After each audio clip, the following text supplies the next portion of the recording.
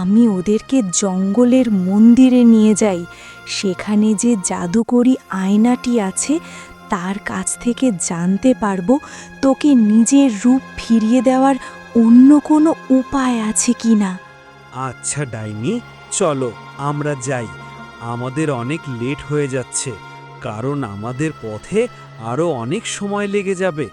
শুধুমাত্র আয়নাটা হাতে পেলেই যে আমাদের কাজ শেষ এটা কিন্তু না। আমাদের নিজের ছেলে কোথায় আছে সেটা জানতে হবে, তারপর তাকে খুঁজে বের করতে হবে। হ্যাঁ ডাইনি, মাধব ঠিকই বলছে। আমাদের তাড়াতাড়ি রওনা দেওয়া উচিত। চম্পা এখানেই থাকুক। চলো আমরা সেই মন্দিরের দিকে যাই যেখানে আয়নাটি রয়েছে। ঠিক আছে, চলো আমরা আর দেরি না করি।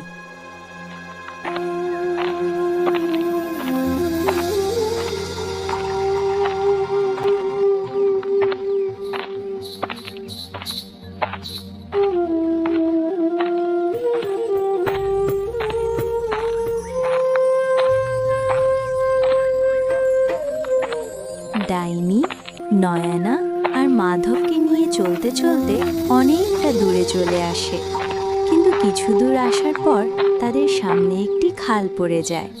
কিন্তু এই খালটি পারাপার হওয়ার জন্য সেখানে কোনো ব্রিজ ছিল না।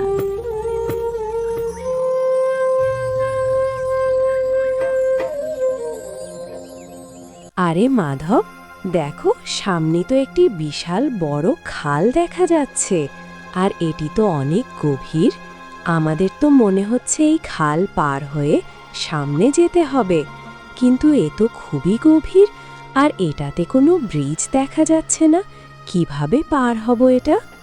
নাইনা, সত্যি এই খালটা অনেক বেশি গভীর, কিন্তু আমরা ইতিমধ্যেই অনেক কঠিন কঠিন বাধা পার হয়ে এখানে এসেছি। আমরা যে করেই হোক এই বাধাটাও পার হয়ে যাব, এটা নিয়ে চিন্তা করো না। নাইনা আর মাধব, এই খাল পারাপার হওয়া নিয়ে তোমরা কেন চিন্তা করছো? আমি তোমাদেরকে বলেছিলাম মনে আছে যে আমার মেয়েকে ফিরিয়ে এনে গেলে আমি তোমাদেরকে বিনা বাধায় সেই মন্দির অবধি পৌঁছে দেব। এখন যতগুলো বিপদ আসবে সবগুলো মোকাবেলা করার দায়িত্ব আমার। তোমাদের এগুলো নিয়ে কোনো চিন্তা করতে হবে না। এরপর ডাইনিটি সেখানে তার সে পালিত প্রাণীগুলোকে ঢেকে নেয়।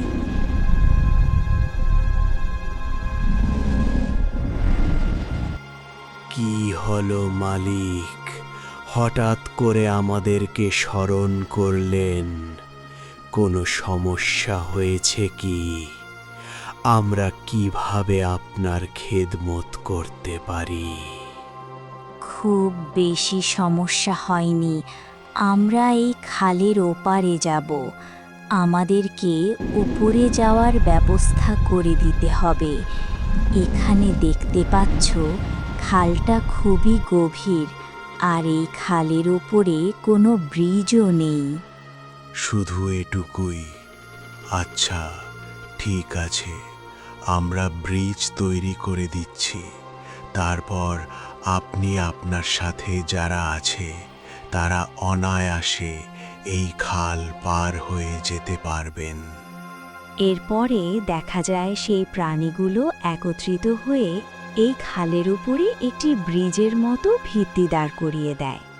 তারপর ডাইনি এবং নাইনা আর মাধব এরা সেই খালটি পার হয়ে ওপারে চলে যায়।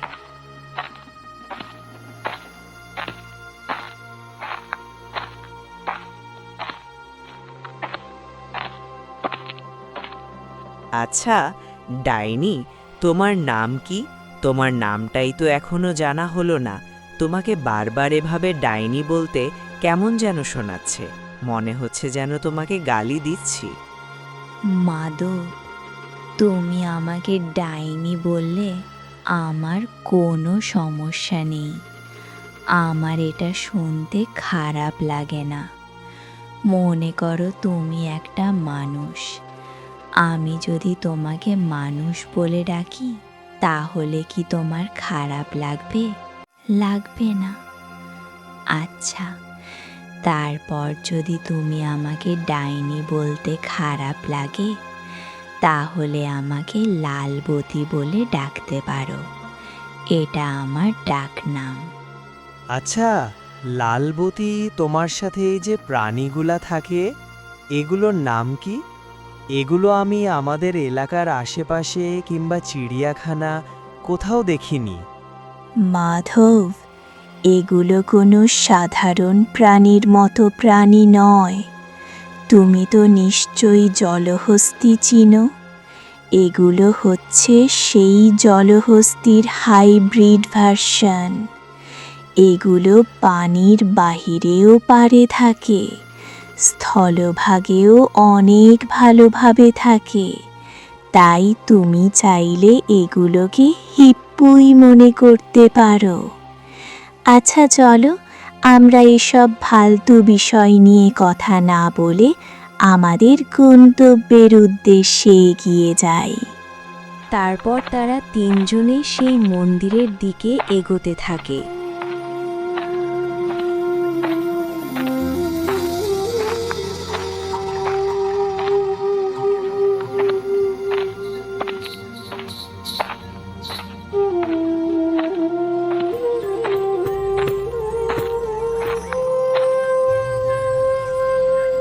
প্রায় অনেকক্ষণ হাঁটার পর তিনজনে সে মন্দিরের সামনে পৌঁছে যায়।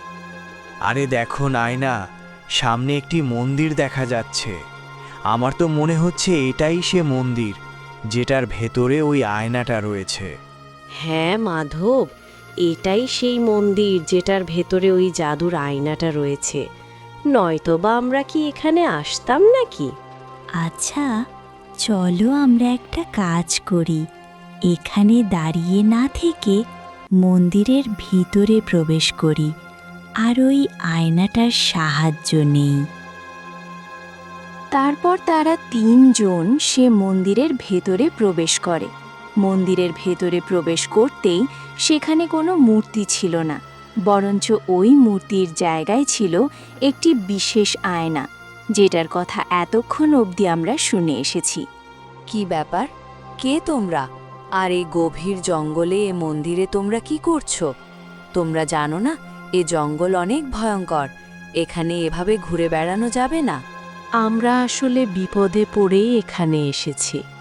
আমার দুটি সন্তান ছিল। দুটি সন্তানের মধ্যে একটি সন্তানকে ছোটবেলায় আমার স্বামী নদীতে ভাসিয়ে দিয়েছে। সে দুটি সন্তানকে লালন পালন করতে পারবে না তাই। কিন্তু এখন আমি আমার ছেলেকে খুঁজে বের করতে চাচ্ছি। এজন্য তোমার সাহায্য প্রয়োজন। তোমার মাধ্যমে আমি দেখতে চাই আমার সন্তান এখন কোথায় আছে। আর আমারও তোমার সাহায্য প্রয়োজন। আমার মেয়েকে আজ থেকে অনেক অনেক বছর আগে একটি রাক্ষস নিয়ে গিয়ে বন্দি করে ফুল বাগানে রেখে দিয়েছিল, কিন্তু এখন আমরা তাকে উদ্ধার করেছি, কিন্তু এখনও সে ফুল হয়েই আছে। আমি চাচ্ছি তাকে ফুল থেকে তার রূপ দান করতে। এখন ওই রাক্ষস ছাড়া অন্য আর কোনো উপায় কি আছে যেটার মাধ্যমে আমার মেয়েটার আসল রূপ ফিরে পেতে পারে? বাহ বাহ, তোমরা তো দেখছি সমস্যার ঝুলি নিয়ে আমার সামনে হাজির হয়ে গেছো। কিন্তু তোমরা কি জানো, আমার কাছ থেকে কোনো প্রকার সাহায্য পেতে হলে তোমাদেরকে 3টি কঠিন ধাঁধার উত্তর দিতে হবে। যদি এ ধাঁধাগুলো সঠিকভাবে উত্তর দিতে না পারো, কিংবা একটি ধাঁধার উত্তর যদি ভুল হয়, তাহলে সাথে সাথে তোমরা পাথর হয়ে যাবে। নায়না এগুলো কি বলছে? ও নাকি আবার প্রশ্ন করবে? আমি তো ভেবেছি এখানে অবধি পৌঁছে গেলে আমাদের আর কোনো সমস্যাই থাকবে না, কিন্তু এ জঙ্গলের মধ্যে তো দেখছি সমস্যা আমাদের পেছনে আঠার মতো আটকে আছে। সমস্যা তো আমাদের পিছু ছাড়ার নামই নিচ্ছে না। আচ্ছা, জাদুর আয়না, ঠিক আছে, তুমি আমাদেরকে প্রশ্ন করতে পারো, আমরা সে প্রশ্নগুলোর উত্তর দেওয়ার জন্য প্রস্তুত আছি। তোমাদের শর্ত মনে আছে তো? যদি শুধুমাত্র একটি প্রশ্নের উত্তরও যদি তোমরা ভুল দাও কিংবা উত্তর যদি দিতে না পারো, তাহলে সাথে সাথে তোমরা সবাই পাথর হয়ে যাবে। হ্যাঁ, শর্ত মনে থাকবে না কেন?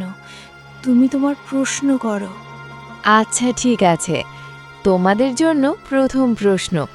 চোর টাকা দেখলে চুরি করে নিয়ে যায়, কিন্তু আমি এমন জায়গায় টাকা রাখি চোর দেখে কিন্তু নিতে পারে না।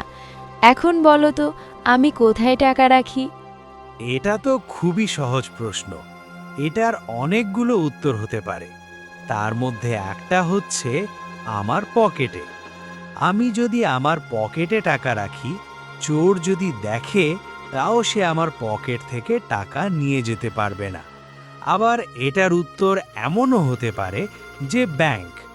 মনে করো আমি ব্যাংকে টাকা রাখলাম, চোর সেটা দেখলেও কিন্তু নিয়ে যেতে পারবে না।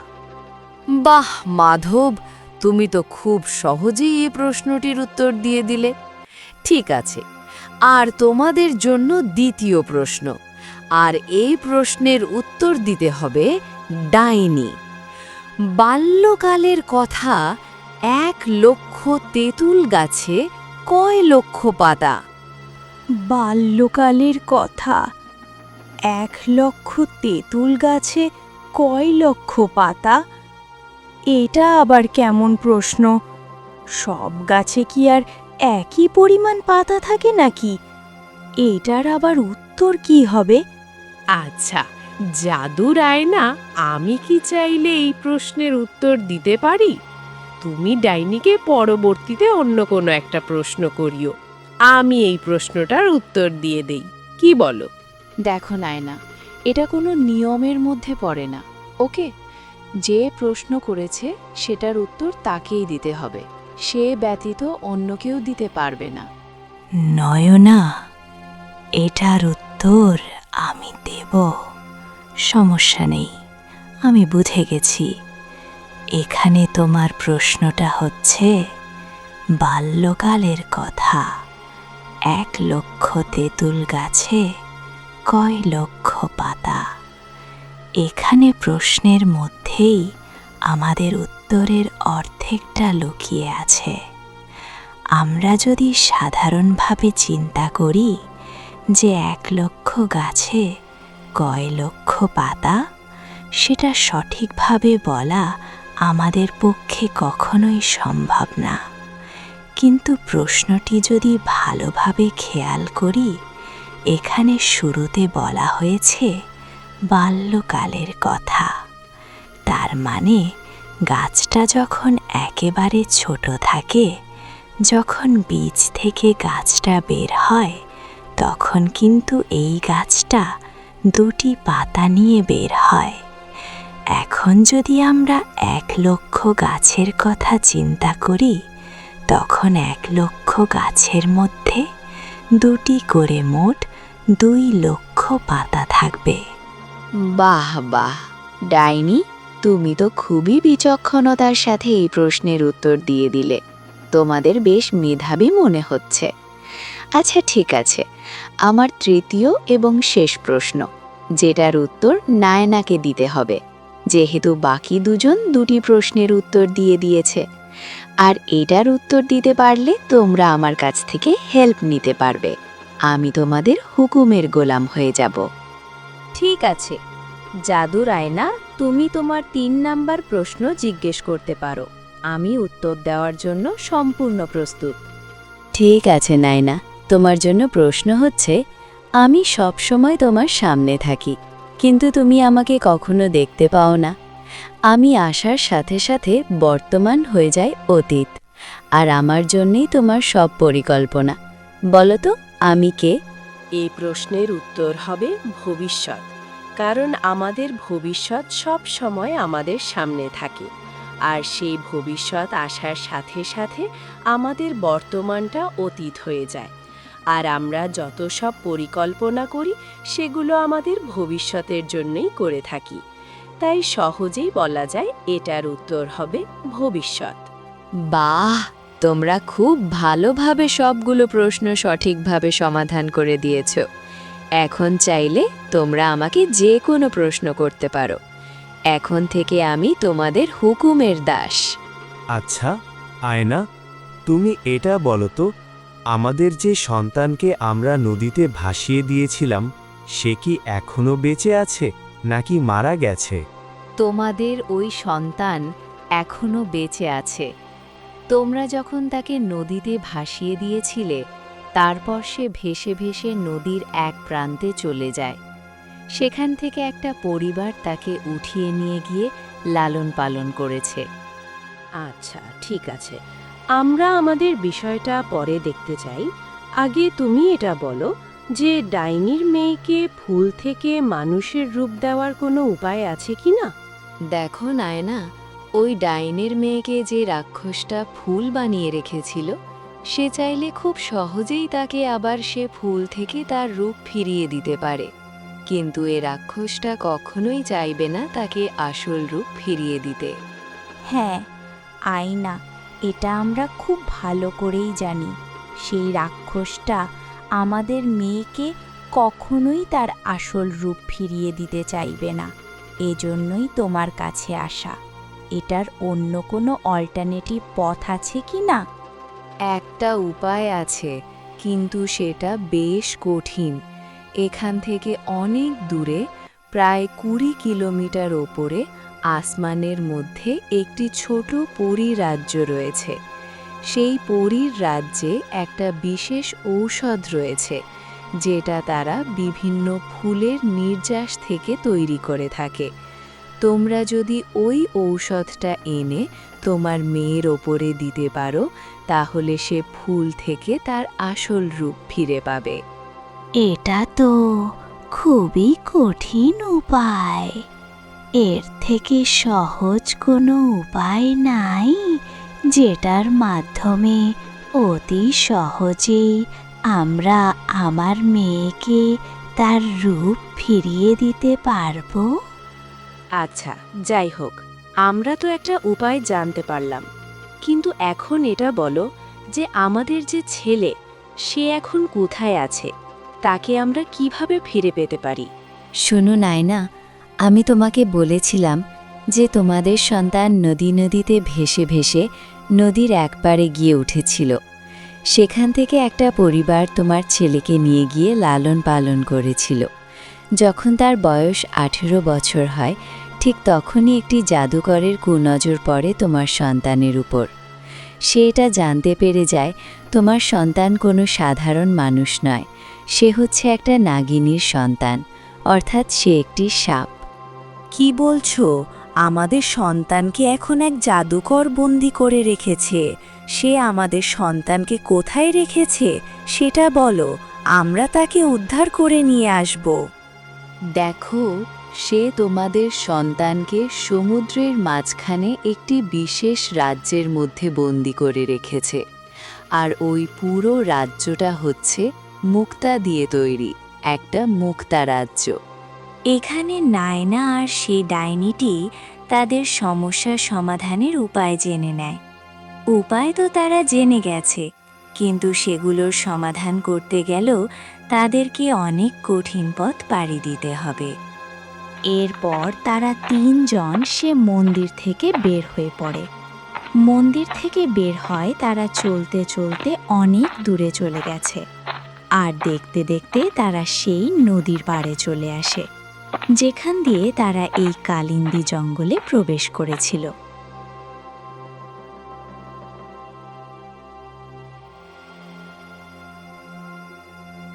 আচ্ছা নায়না আর মাধব, ঠিক আছে, তোমরা আমাকে অনেক সাহায্য করেছ।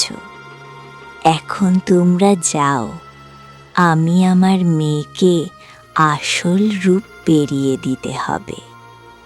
আমি তাহলে আমার মিশন শুরু করি। তোমরা গিয়ে তোমাদের মিশন শুরু করতে পারো। মাধব, আমাদেরকে ওকে একা ছেড়ে দিয়ে চলে যাওয়াটা ঠিক হবে না। আমাদের উচিত ডাইনিকে সাহায্য করা। আমরা সহজ থেকে তাকে সাহায্য করে তার মেয়েকে আসল রূপ ফিরিয়ে দিতে পারি। কি বলছো তুমি? এখন ইচ্ছে করে অন্যের বিপদ নিজের ঘাড়ে কেন নিচ্ছ? তোমার কি মনে নেই এই ডাইনি আমাদেরকে বন্দি করে রেখেছিল? দেখো মাধব, আমাদের অতীত নিয়ে পড়ে থাকলে হবে না। তুমি যদি বর্তমানের কথা চিন্তা করো তাহলে বুঝতে পারবে এই ডাইনি আমাদেরকে অনেক সাহায্য করেছে। তার উপকারগুলো আমাদেরকে ভুলে গেলে তো হবে না। এটা তো অকৃতজ্ঞতার পরিচয় দেওয়া হবে। আচ্ছা নাইনা, ঠিক আছে, তুমি যেটা ভালো মনে করো। আচ্ছা ডাইনি শোনো, আমরা একটা কাজ করি। আমরা এখন ফিরে যাব না, আমরা সবাই একসাথে সে পরীর রাজ্যে গিয়ে তোমার মেয়ের জন্য সে বিশেষ ঔষধটা নিয়ে আসব, যেটা ফুলের নির্যাস দিয়ে তৈরি। তারপর তোমার মেয়েকে তোর আসল রূপ ফিরিয়ে দেব। কি বলছো তোমরা? আমার বিপদ তোমাদের মাথায় কেন নেবে?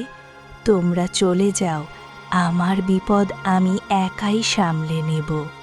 আরে ডাইনি, এখানে এত ইগো দেখাচ্ছ কেন? চলো একসাথে করি কাজ। হারি জিতি নাহি লাজ। আমরা সবাই যখন একসাথে থেকে কাজ করব তখন আমাদের জন্য কাজটা অনেক সহজ হয়ে যাবে। তুমি দেখো, আমরা 3 জন একসাথে ছিলাম, যার কারণে ওই আয়নাটি যখন আমাদেরকে 3টে প্রশ্ন করেছিল, আমরা 3 জন 3টে প্রশ্নের উত্তর দিয়েছি। কিন্তু আমরা যদি একজন থাকতাম, একা থাকতাম, হয়তো একার পক্ষে 3টে প্রশ্নের উত্তর দেওয়া সম্ভব ছিল না। তখন তো আমরা বিপদে পড়ে যেতাম। আশা করি বুঝতে পেরেছো।